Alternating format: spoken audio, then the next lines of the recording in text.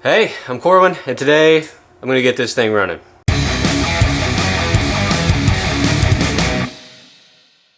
So call me naive, but one of the reasons why I got this carburetor is because it says in the description, 100% wet flow tested and ready to run out of the box. And then as you flip through this sheet that comes with the thing, it says multiple times, idle mixture needles, okay? These have been preset at the factory and should not need any adjustments. And then if you go over to the float, primary and secondary float adjustments are set at the factory.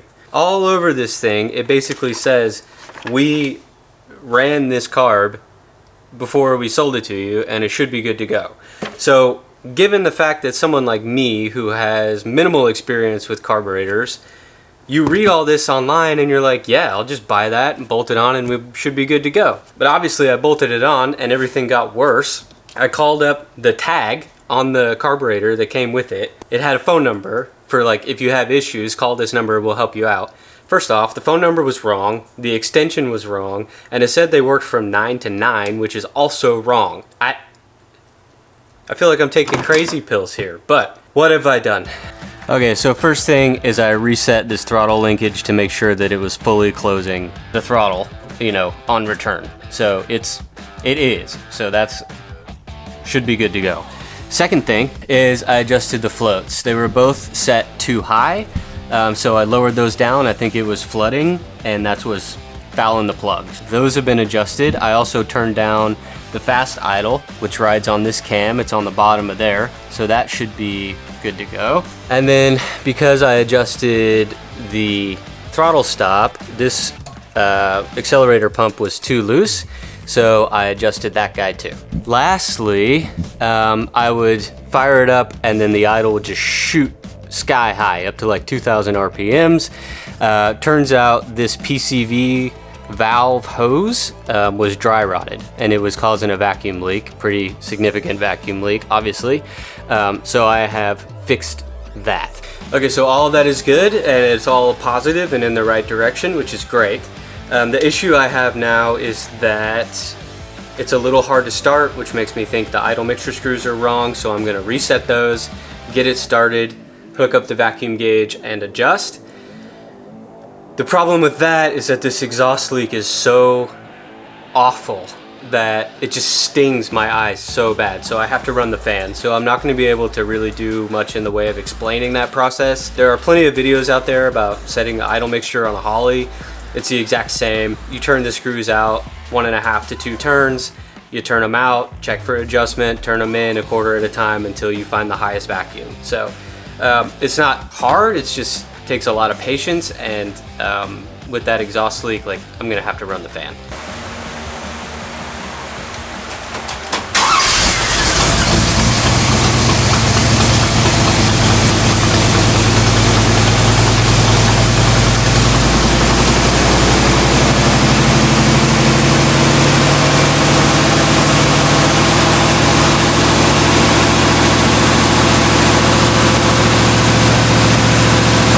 Okay, so that's still idling way too high even for the fast idle, so I'm going to, and the choke's off, so I'm gonna back off the fast idle screw and see if that changes anything, and if it doesn't, then I might still have a vacuum leak.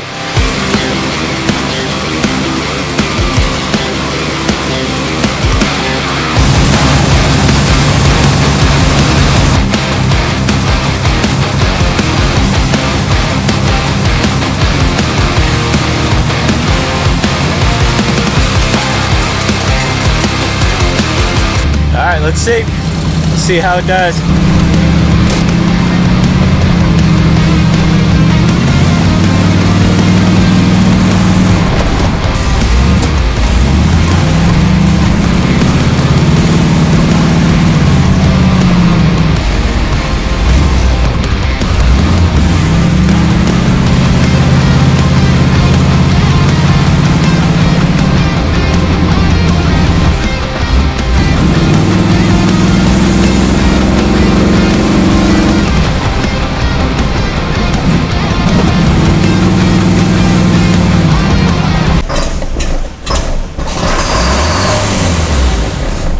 Okay, so partial success. Seems to be idling okay.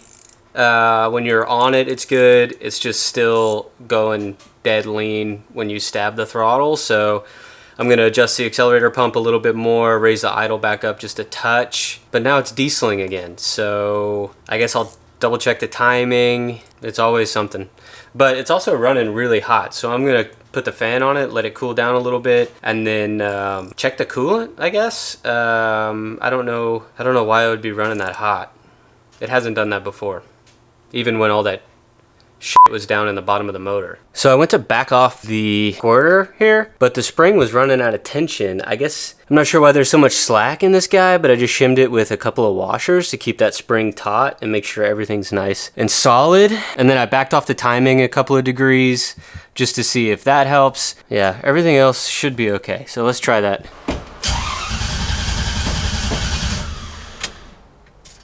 Okay.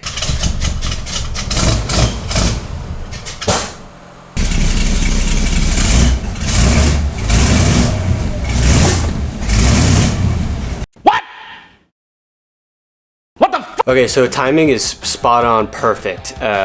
Hit the key, starts right up, but it's still trying to diesel. So I'm gonna take the throttle off of the carburetor and see if, you know, let it cycle a little bit, warm up, build some heat.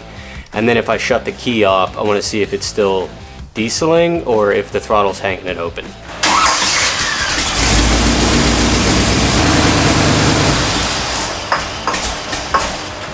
Okay, well, that wasn't it. So now I'm wondering if maybe I have another vacuum leak somewhere. I guess I'll start it up and spray some carburetor cleaner around all the mating surfaces and see if the idle changes any. It's idling nice, so I don't know. It's wearing quickly on my patience. What the hell did I do with the keys? Hello? Keys?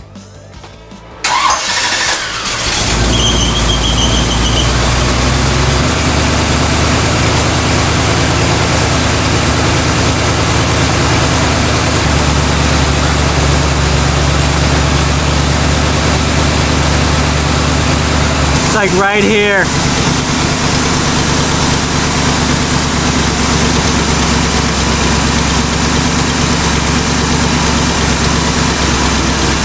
It's really slight, but before I kind of saturated that area and kind of wet the gaskets, you could really hear a change. So I guess I'm gonna get some new carburetor gaskets and triple check those mating surfaces are clean between that spacer and the carb body and the intake manifold.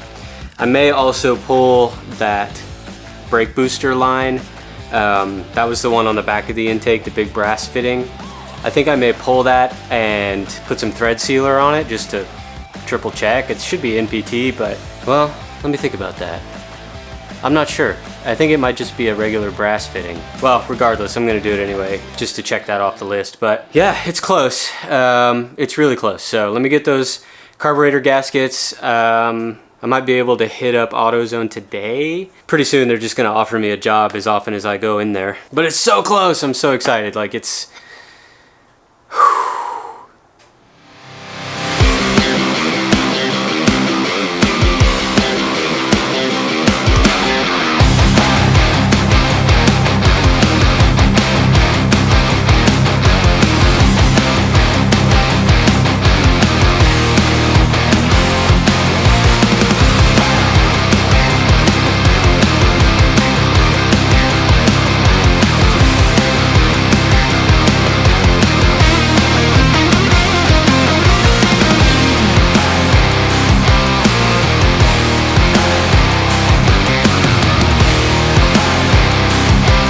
All right, check it out. So what I did actually is I took that spacer out and used the provided gasket that came with the carburetor. You can see it's about 1/4 inch thick.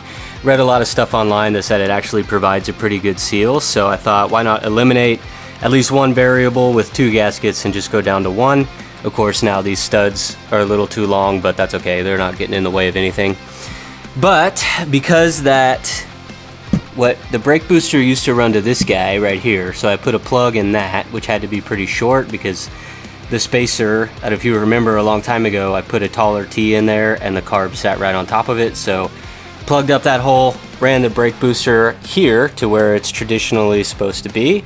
So that looks good. And then around over this side, I bent this transmission vacuum tube, this guy over here, and ran the vacuum line to this source here, which I usually use for the vacuum gauge. And hopefully I'll never have the vacuum gauge hooked up while I'm also driving. So I think that makes sense. I can just unhook that, hook up the gauge, and then hook it back up when I'm ready to go. So everything actually looks pretty good. I'm happy with how that turned out. Everything fit up really nicely, and it actually will provide a little bit more clearance for the air cleaner with the hood. So that's good too. So now what I need to do though is, even though I just hooked it up, I need to take the transmission line back off, hook up the gauge, because without that spacer it'll affect the idle, and then retune a little bit, and then take it around the block, see how it goes. So we're getting really close. Already I can tell it's better. It's really a lot smoother than it was. So let's romp on it and see what happens.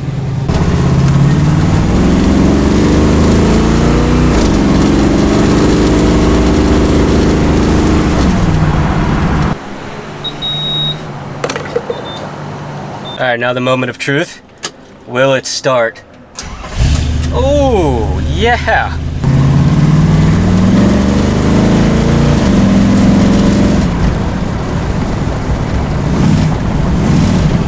That stumble is completely gone, so I'm glad I fixed that. Let's see if it diesels.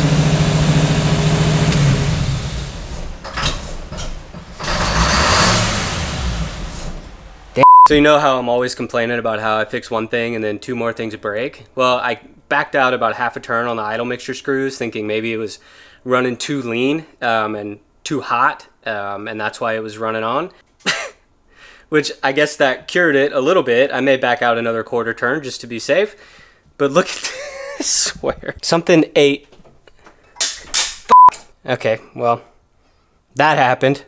So there's a possibility I'm too far advanced.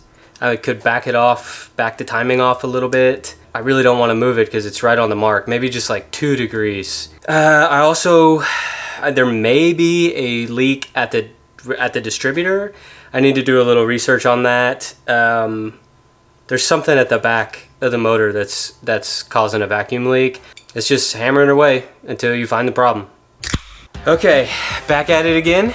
Here's what I'm gonna do. I've got every vacuum port on the carburetor plugged up. So no brake, no transmission, no vacuum advance on the distributor. So if there is a vacuum leak, the only place it could be coming from is either the carburetor gasket, which is brand new, so I doubt that, or the intake manifold, which I really don't want to replace, so fingers crossed that's not a problem. 2, I reset the throttle to just 1 turn. We'll see where that idles. And then I loosened the distributor hold down nut so that I've got the timing light hooked up on here too. So what I'm gonna do is it's just gonna be a balancing act.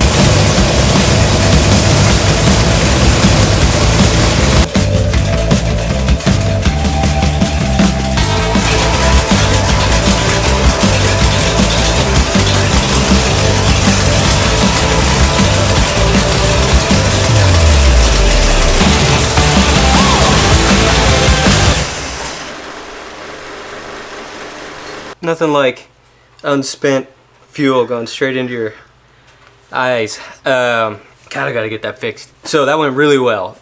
Idled great, warmed up, cut it off, didn't diesel, checked for vacuum leaks.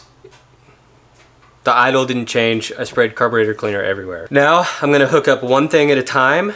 So like I'll do the brake booster, hook that up, let it idle for a second, cut it off. See if it diesels. Rinse and repeat and see if it comes back or if I fixed it with the idle speed. I'm hoping, really hoping I did.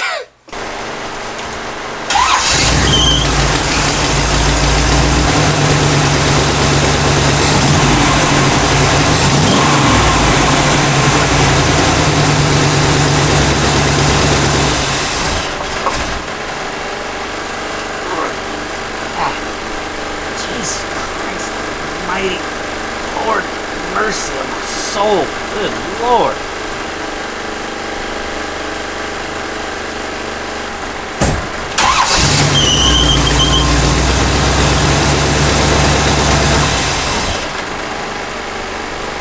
Okay, I think that's it. I think it's the brake booster that's pulling, that's got a vacuum leak, which is weird because the brakes feel okay. I guess I'll get that fixed. I'll get a new hose and a new connector there and just nip that in the bud, and hopefully it's good to go. I did notice the vacuum advance like kicks that thing way up, so I'm gonna do a little looking on that and see if I can't bring it back down. Yeah, but I found it, so happy day.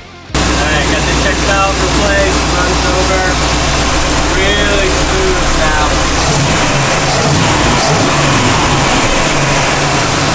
Right at about 1,000. Alright, let's see. Oh yeah.